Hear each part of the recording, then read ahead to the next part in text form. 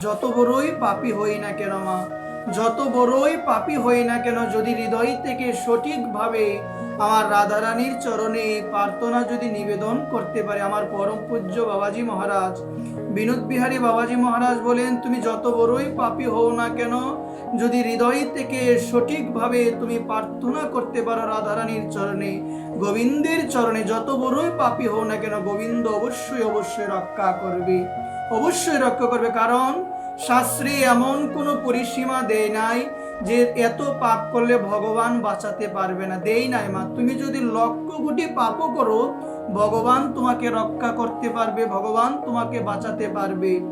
এই জন্য এই জায়গার মধ্যে এই বাণীটা শ্রবণ করলে আমাদের ভিতরে একটা অভয় আসে, আমরা ভয়মুক্ত হই যে আমার দ্বারা যদি অনেক পাপও হয়ে থাকে, এক সময় উপলব্ধি করার পরে যদি আমার মনে হয় জীবনে যা করলাম সব ভুল, এই উপলব্ধি করার পরে যদি হৃদয় থেকে সঠিকভাবে গোবিন্দ চরণে, আমার করুণাময়ী প্রাণেশ্বরী রাধারানীর চরণে সঠিকভাবে প্রার্থনা করতে পারি, হে রাধে তুমি আমায় রক্ষা করো, হে রাধে আমার মতো পতিত মোর সম পতিত প্রভু না পাইবে আর, আমার মতো অধম প্রভু জগতে আর কেউ নাই, আমার অনেক পাপ হয়েছে, অনেক অপরাধ হয়েছে, হে রাধে তুমি আমায় রক্ষা করো।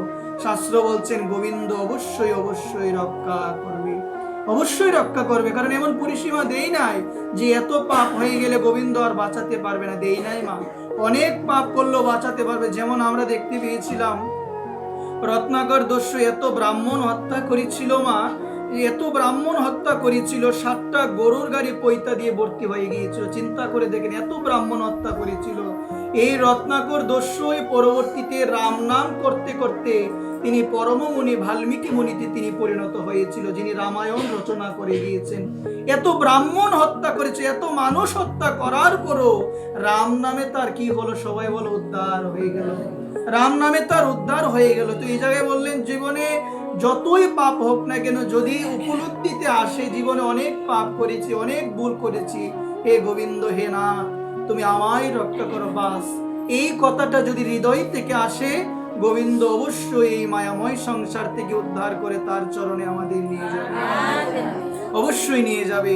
এই জন্য হৃদয় থেকে সঠিকভাবে প্রার্থনাটা করতে হবে যে রাধা রানী তুমি আমায় বাঁচাও, হ্যাঁ করুণাময়ী কুণ্ডেশ্বরী প্রাণেশ্বরী আমার রাধারানী তুমি আমায় রক্ষা করো। কারণ বারংবার এই জগৎ মৃত্যুময় সংসারে কষ্ট ভোগ করার জন্য আমাকে জন্মগ্রহণ করতে হচ্ছে, হে রাধে তোমার যদি কৃপা দৃষ্টি আমার মতো অধমের উপরে বর্ষিত না হয়, বারংবার মৃত্যুময় সংসারে আমাকে তলিয়ে যেতে হবে, আমার উদ্ধার হবে।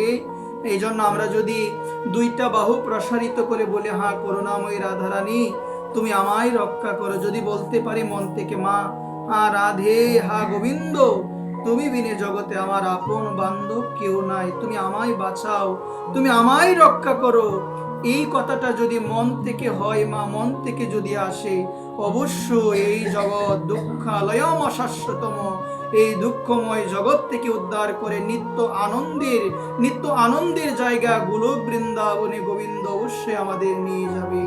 বলো না রাধে রাধে। এই জন্য মা নিবেদন করে বলে, আমাদের ভুল হবে, অপরাধ হবে, পাপ হবে, কিন্তু তারপরও যদি সেটা বুঝতে পারি ভুল হয়েছে, বুঝতে পারার পরে যদি গোবিন্দ চরণে আত্মনিবেদন করে স্বীকার করতে পারি, গোবিন্দ অবশ্যই ক্ষমা করে দিবেন, অবশ্যই সেই পাপ থেকে আমাদের মুক্তি দিবেন। এই জন্য আত্মসমর্পণ করতে হবে কার চরণে? ভগবানের চরণে আত্মসমর্পণ করতে হবে, ভগবানকে ডাকতে হবে, ভগবানকে ভালোবাসতে হবে। কারণ মা এই বিশ্ব ব্রহ্মাণ্ডের যত নিখিল শাস্ত্র রয়েছে, সমস্ত নিখিল শাস্ত্রের অর্থই হলো ভগবানের যেন প্রেম ভক্তি লাভ হয়, ভগবানকে যেন আমরা ভালোবাসি।